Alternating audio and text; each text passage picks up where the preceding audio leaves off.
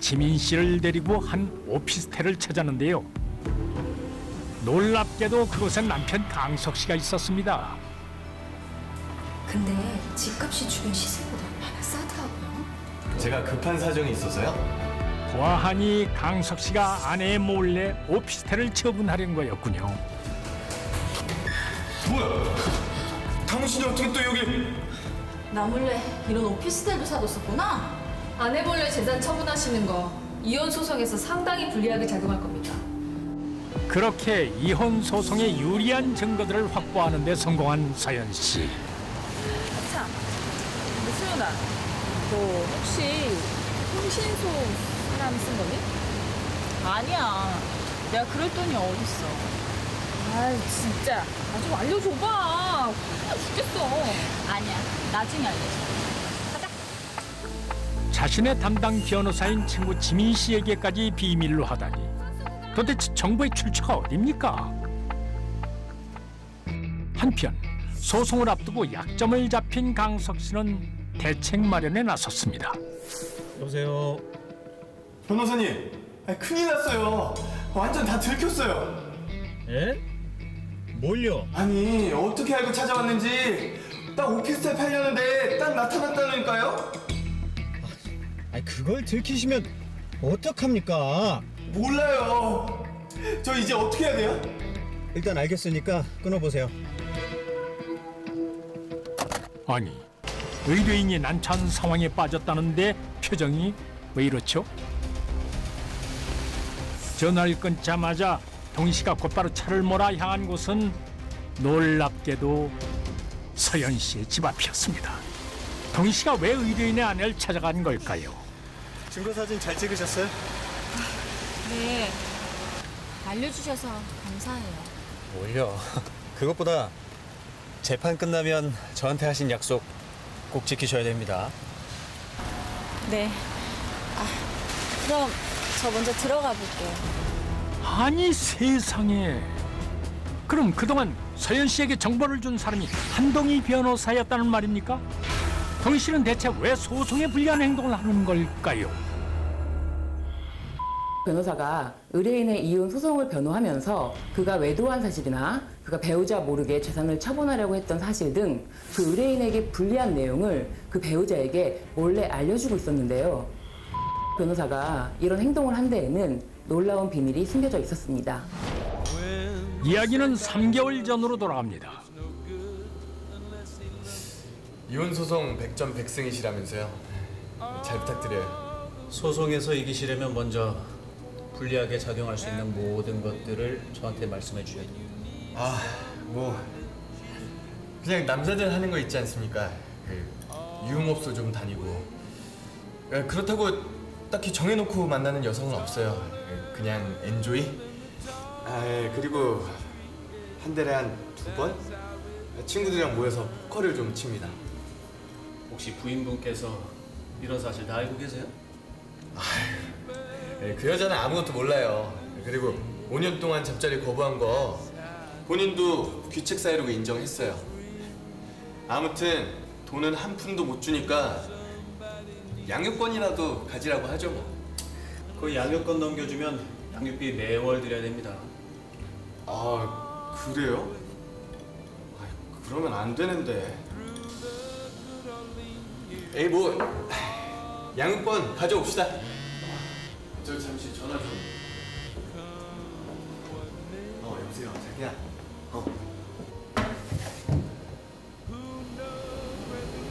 쓰레기 같은 자식. 내가 저딴 놈들 변호하려고 하면 변호사 됐나 씨.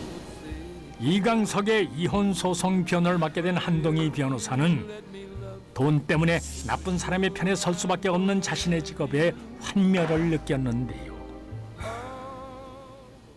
그러던 중 한동희 변호사는 이혼 협의 과정에서 이강석의 아내 정서연을 처음 만나게 됩니다. 전 재산 분할은 관심 없어요. 근데 아이만은 제가 키울 수 있게 해주세요. 네?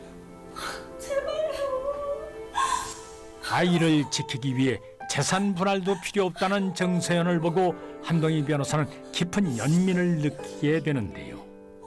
뭘 한 번만.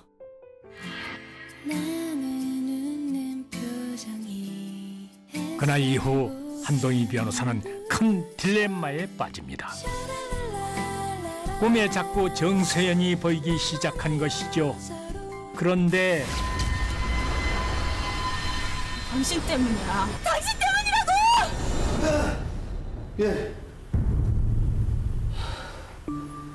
이대로 가다가 풋도 못 받고 소송해서 질 거 뻔한데 어떡하지? 자신의 변호로 인해 정서연 씨가 불행에 빠질까 걱정한 한동희 변호사는 급기야 의뢰인 이강석 씨의 뒤를 밟기 시작합니다. 지금 남편분이 유흥업소에 출입하고 있습니다. 오셔서 증거를 남기시는 게 좋을 것 같습니다. 누구신데 저한테? 누구냐가 중요한가요? 빨리 오세요. 하지만 정서연 씨는 정체불명의 문자에 쉽게 움직이지 않았고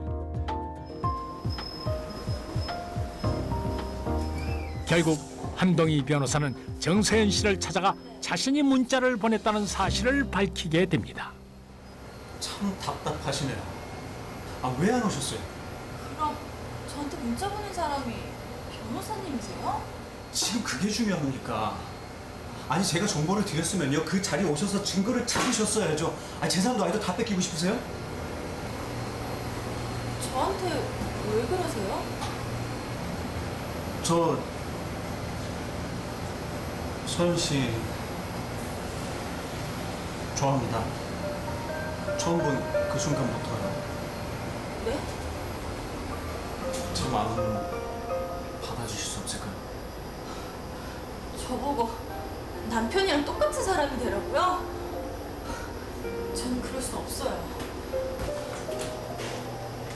저 당장 그 대답 안 하셔도 좋습니다. 이혼 소송 끝나면 그때 대답해줘요. 그럴 수 있죠?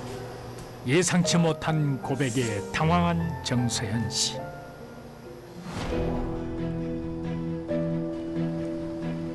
결국 그녀는 남편의 변호사 덕분에 이혼 소송에서 만족스러운 결과를 얻게 되는데요. 하지만 이강석 씨는 예상치 못한 결과에 단단히 화가 났습니다. 그렇게 내 뒤를 캐고 다니더니 너 위자료 많이 받아서 좋겠다? 응, 좋아. 어쭈? 야, 근데 그건 어떻게 알았냐? 뭐 미행이라도 붙였냐? 대꾸하지 마, 서연아. 이제 남이니까 말할 필요도 없어. 가자. 가자. 저기, 야! 그런데 이건 뭐죠? 이강석 씨 몰래 두 사람이 묘한 눈빛을 주고받는데요. 본의 아니게 결과가 좋지 못해서 죄송하게 됐습니다. 뭐, 제 잘못이죠 뭐. 그건 그렇고 나중에 술이나 한잔 합시다. 그리고 수임료는 이따 바로 넣어드릴게요. 고맙습니다. 그럼 나중에 또 연락드리죠. 참 기가 막힙니다. 의뢰인을 배신해놓고 너무 뻔뻔한 거 아닙니까? 하지만 두 사람의 비밀은 얼마 못 가서 들통이 나고 맙니다. 우연히 두 사람이 함께 있는 모습을 목격한 이강석 씨가 의심을 품게 된 것이죠. 뭐야 저것들? 혹시 저 자식이? 그날 저녁 소송이 끝나자마자 한껏 멋을 부리고 외출에 나선 정서연 씨. 멋있어요? 서연 씨, 그거 알아요? 오늘 진짜 예쁘세요. 고마워요. 이제 진짜 법적으로 혼자가 되신 거니까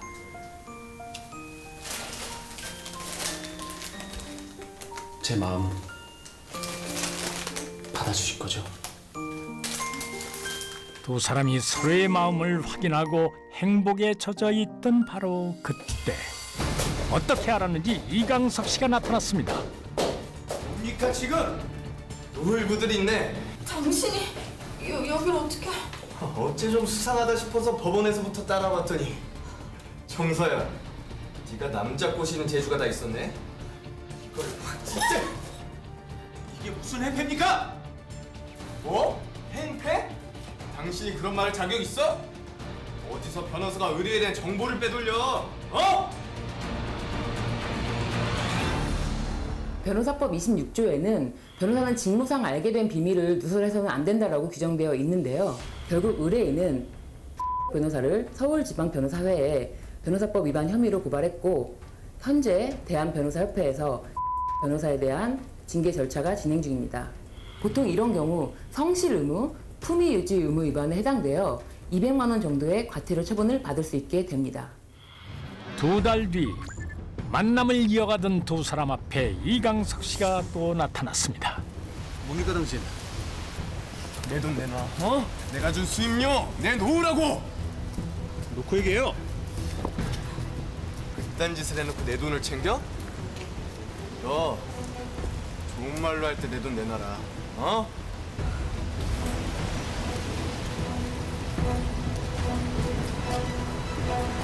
동희 씨, 우리 헤어지는 게 맞는 것 같아요. 네? 서현 씨, 우리가 여기까지 어떻게 왔는데요? 동희 씨가 저 사람 성격 몰라서 그래요. 끝까지 괴롭힐 거라고요. 그냥 여기까지만 해요. 서현 씨. 겉으론 자신의 의뢰인을 위하는 척하곤 속으론 딴 마음을 먹고 이강석 씨를 배신한 한동희 변호사. 신의를 지키지 않는 사람에게 해피엔딩은 없는 법입니다.